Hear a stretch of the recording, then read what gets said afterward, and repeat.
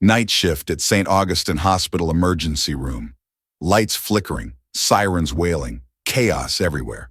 A man had been stabbed, losing massive amounts of blood, his heart about to stop. Doctors panicked, equipment malfunctioned, tubes disconnected.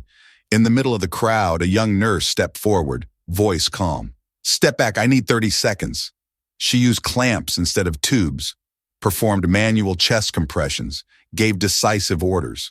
The patient's heart started beating again. The operating room erupted in cheers, but minutes later, 5 FBI agents burst in. The lead agent shouted, "We need to see Captain Hayes." Everyone froze. "There's only a nurse here." The agent looked directly at the quiet woman in scrubs. "Then that's her." Her name was Elena Hayes, 32 years old, a nurse recently transferred from Virginia, working in St. Augustine's emergency department for about 2 months. From day one, she was always quiet, spoke little, avoided crowds, never mentioned her past. Colleagues thought she was someone who had failed in her career and transferred hospitals to start over. But she had strange habits. Always arrived at the hospital an hour early, checked every piece of equipment, cleaned the defibrillator with her own hands. When critical cases came in, she moved faster than the doctors. Some joked, "Hayes must have been military." She would smile slightly. "I just learned not to be afraid of blood." That night, the victim was a special witness in a federal case, transferred to the hospital in secrecy. Nobody in the hospital knew because the FBI hadn't established security yet. When the patient's heart stopped, all the senior doctors panicked. Elena was the only one who stayed calm. "I need a pump, I need gauze, and I need everyone to be quiet." She worked with practiced skill, as if she'd performed hundreds of battlefield procedures. When the patient's heart beat again, everyone applauded, thinking it was just luck. But minutes later, footsteps echoed from the hallway. 5 men in black suits entered, wearing FBI badges. The lead agent, Agent Russell, held up his credentials. "We need to see Captain Hayes." The head doctor laughed. "There's only one nurse named Hayes here." Russell turned, looked straight at Elena. "Then that's exactly who we're looking for." The emergency room fell into stunned silence. Elena stood there, not running, not denying, just breathing slowly like she'd been expecting this moment for years. Russell approached her carefully. "Captain Hayes, we need to speak with you privately." She nodded once. "I understand." The staff whispered frantically. Who was this woman? Why were federal agents here? Was she in trouble? Elena followed Russell to the director's office, her expression unchanged. Behind her, nurses and doctors stared in confusion and curiosity. In the office, Russell closed the door and gestured for her to sit. She remained standing. "I prefer to stand." He respected that. "Captain Elena Hayes, United States Navy, Special Operations Medical Unit, honorably discharged 3 years ago." She didn't respond. He continued. "You disappeared after the Norwood incident. Changed your name legally. Cut all military ties. We've been looking for you." She finally spoke. "I'm not that person anymore." He studied her. "That's not what your actions tonight suggest. The way you handled that patient. That wasn't nursing school training. That was combat medicine." She looked away. "Old habits." He shook his head. "No. Skills. Skills we desperately need right now." The hospital director knocked and entered, confused. "Agent Russell, what's going on? Is Elena in some kind of trouble?" Russell turned to him. "No, sir. Quite the opposite. She's a highly decorated former military officer who saved countless lives in special operations." The director looked at Elena in shock. "Is this true?" She nodded slightly. "Was true, past tense."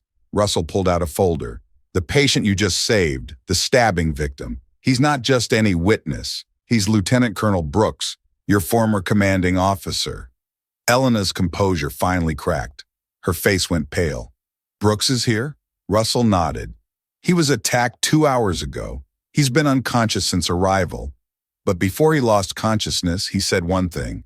'Find Captain Hayes. Only she knows where I'm injured.'" Elena's hands clenched into fists. Memories flooded back. 3 years ago. The explosion, the screaming, the blood. Brooks had been her mentor, her friend. the man who taught her everything about combat medicine. The hospital director was still confused. I don't understand. Why would he specifically ask for you? Elena answered quietly. Because 3 years ago, I was the medic who saved his life during a mission that went wrong. Russell added, and now he needs her again.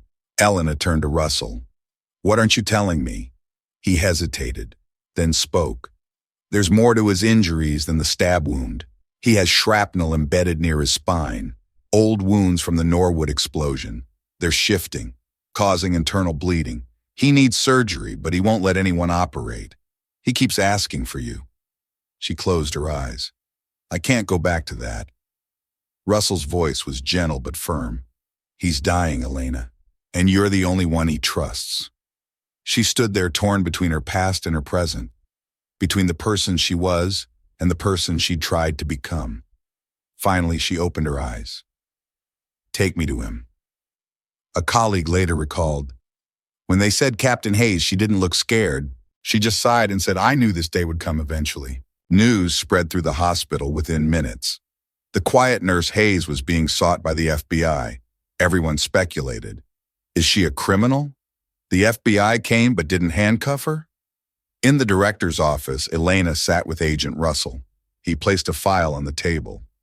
Captain Elena Hayes, United States Navy, Special Operations Unit, discharged 3 years ago. She corrected him. I'm not a captain anymore. I'm a nurse. Russell looked at her seriously. You don't understand. We need you to come back. She froze. Come back where? He leaned forward. The Norwood base explosion.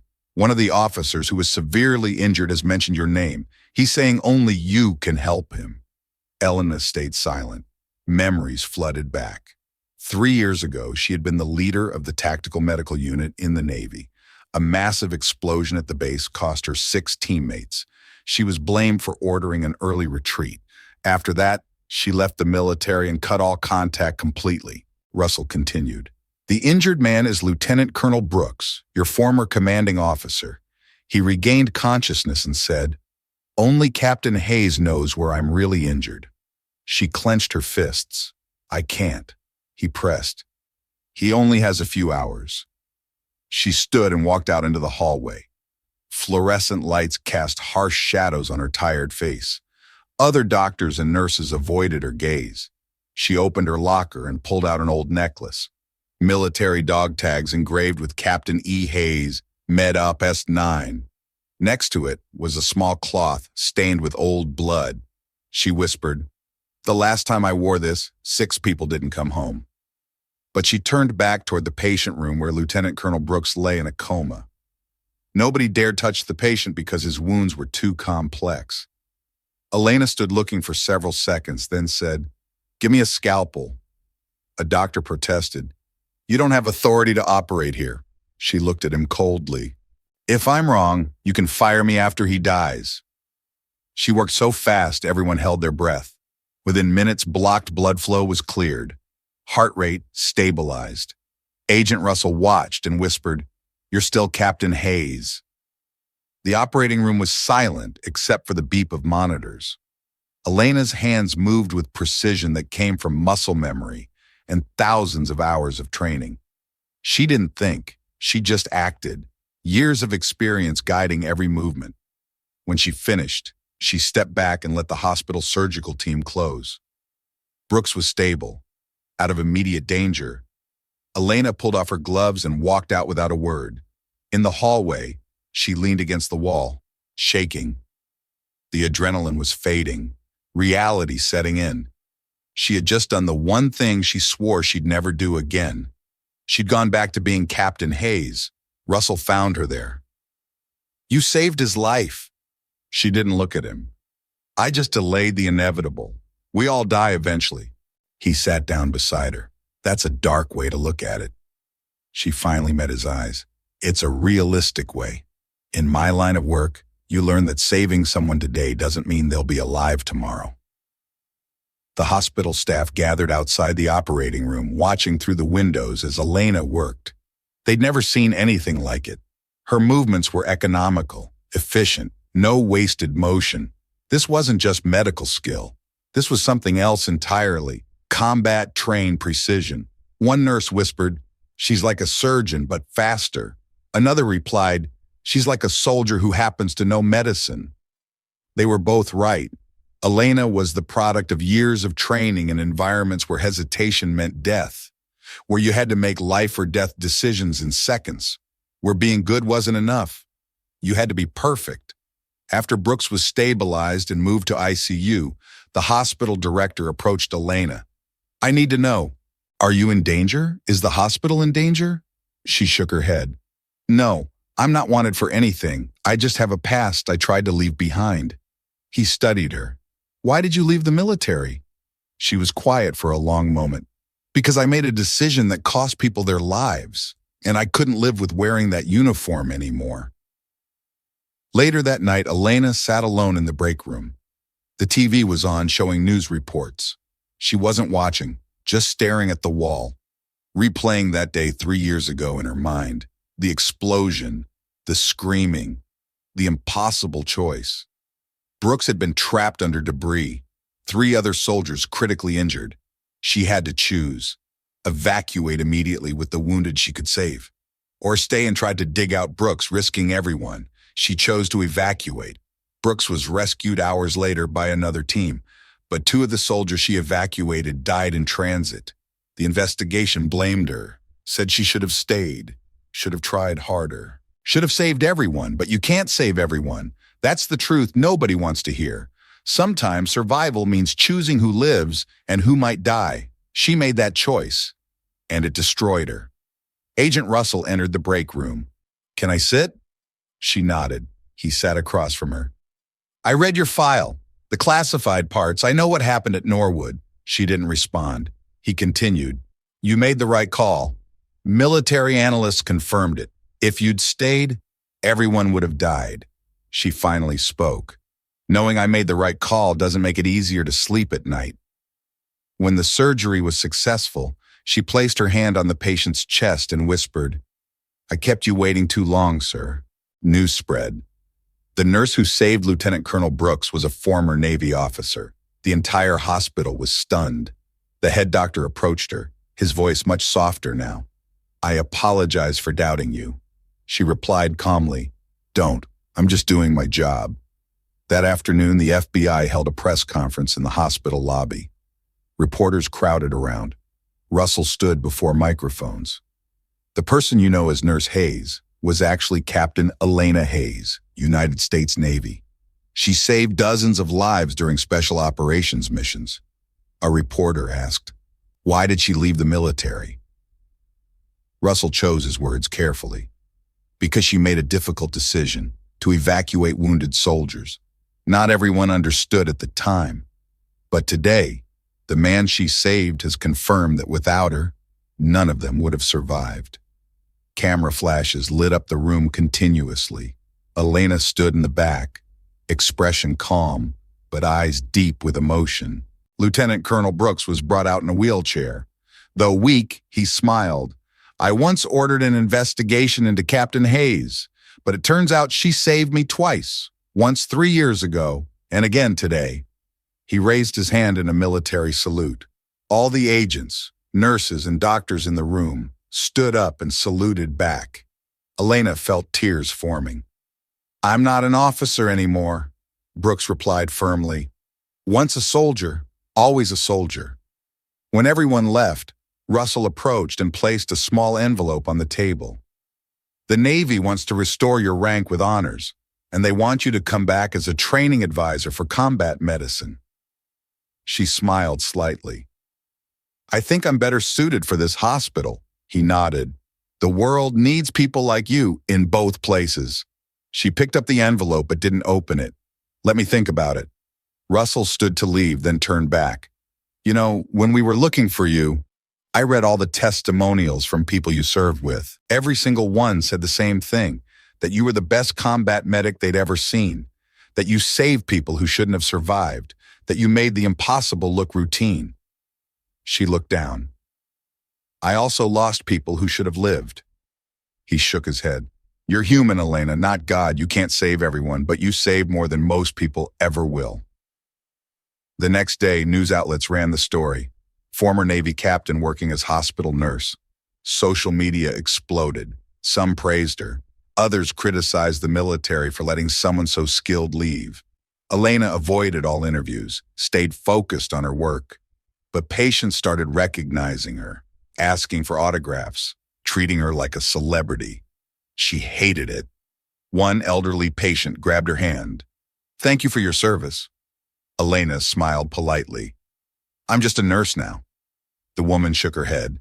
"No, dear. You're a hero who happens to be working as a nurse. There's a difference." Elena didn't argue. But inside, she didn't feel like a hero. Heroes don't carry guilt. Heroes don't have nightmares about the people they couldn't save. Heroes sleep peacefully. She hadn't slept peacefully in 3 years. That evening, Brooks was awake and alert. Elena visited his room. He looked at her with gratitude and regret.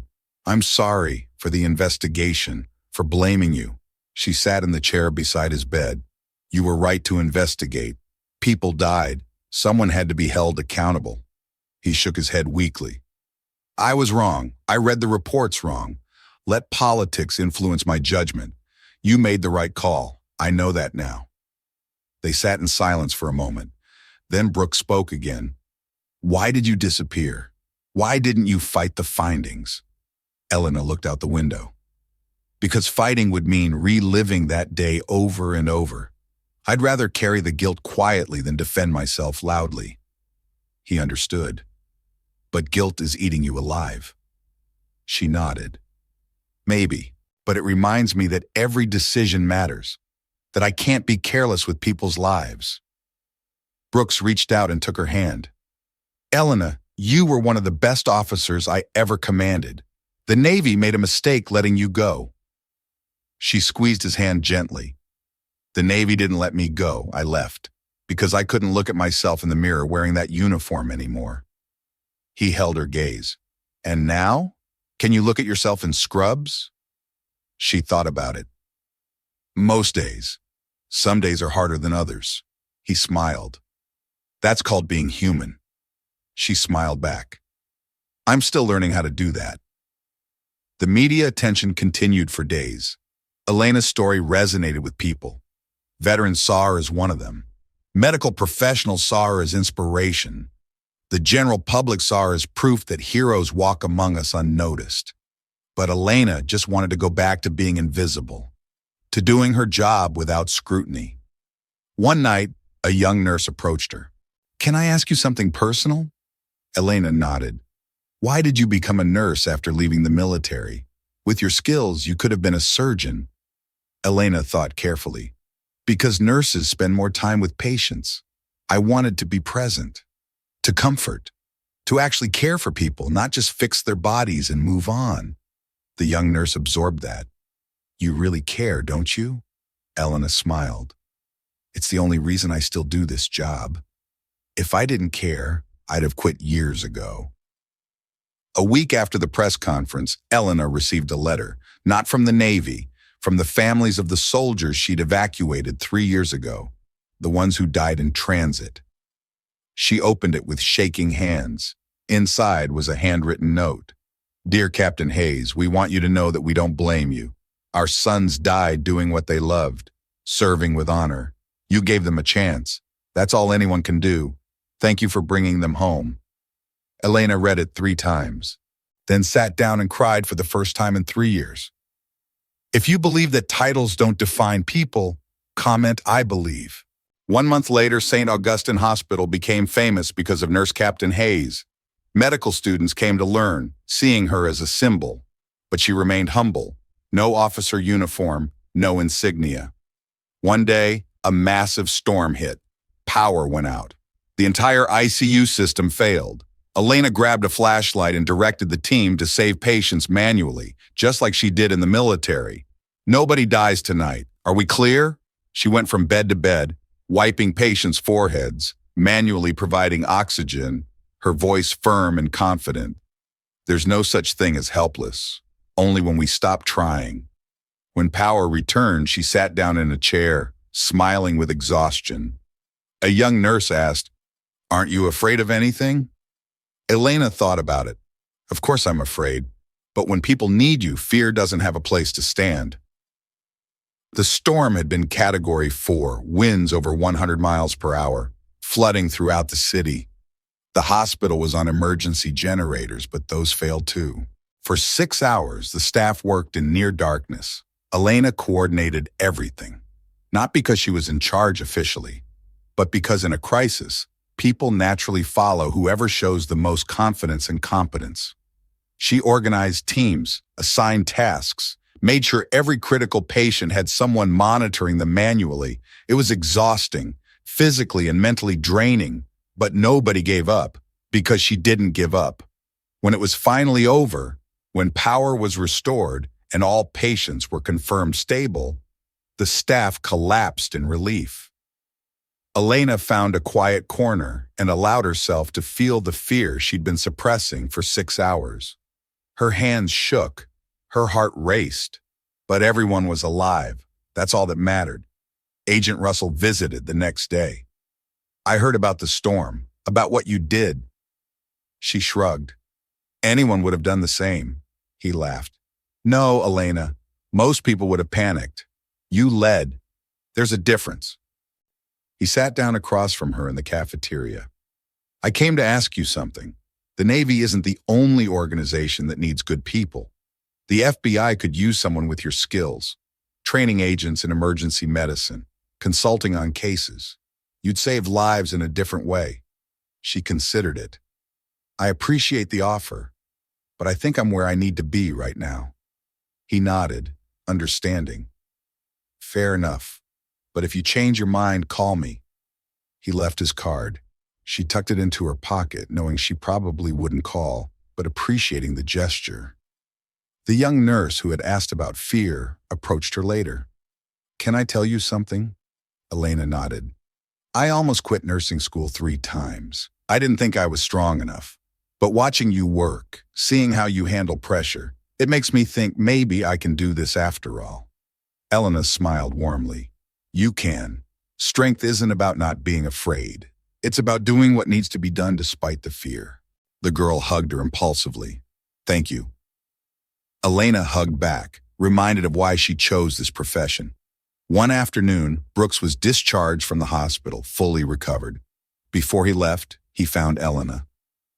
"I'm heading back to active duty." She was surprised. "Already? You should take more time to heal."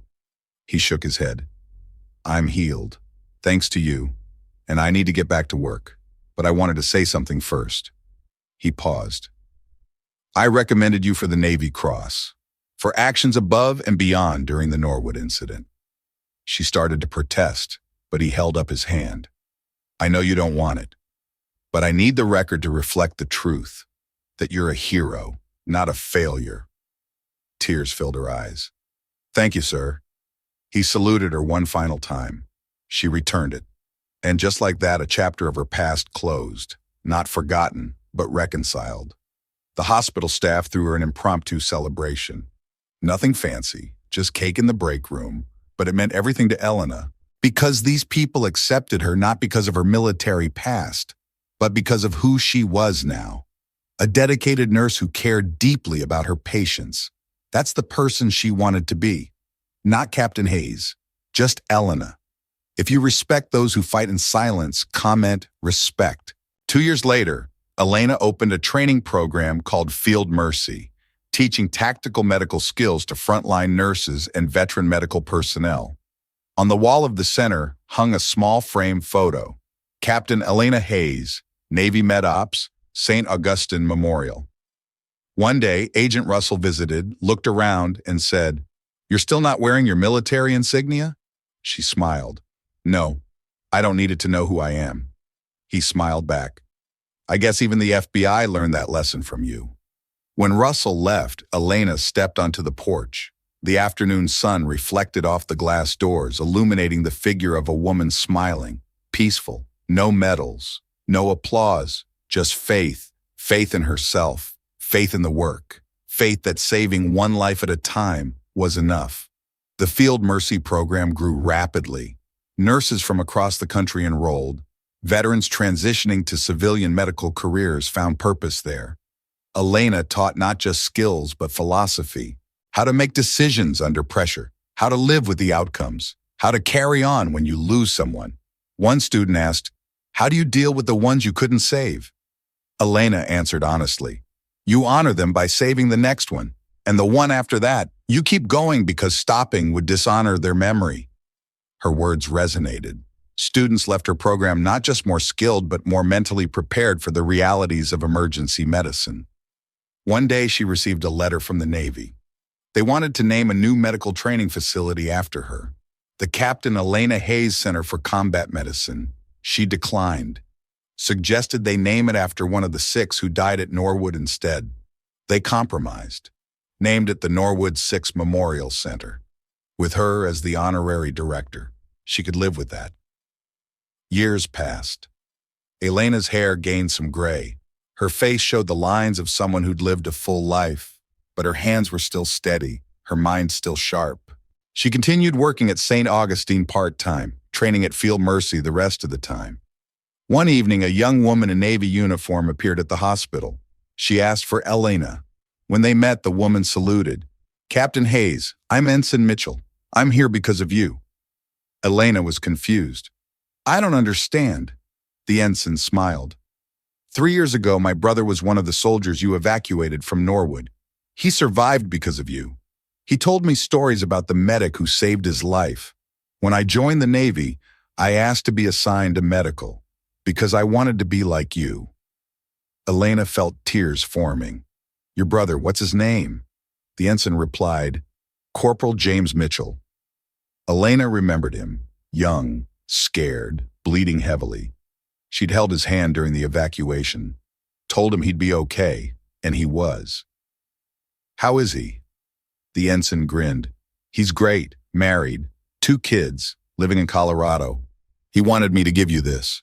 She handed Elena a photo. James Mitchell with his family. On the back was written, "To Captain Hayes, thank you for my tomorrow." Elena held the photo, overcome with emotion. This was why she did what she did. Not for medals or recognition, but for moments like this, for knowing that someone got to live, got to love, got to build a life, because she made the right choice under impossible pressure.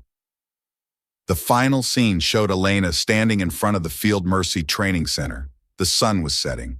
Golden light painted everything beautiful. Behind her, students practiced emergency procedures, learning, growing, carrying on the legacy of those who came before. Elena smiled, at peace with who she was. Not Captain Hayes, not just a nurse, but both. A healer who'd seen war, a warrior who chose compassion, a person who proved that titles don't define us, our actions do.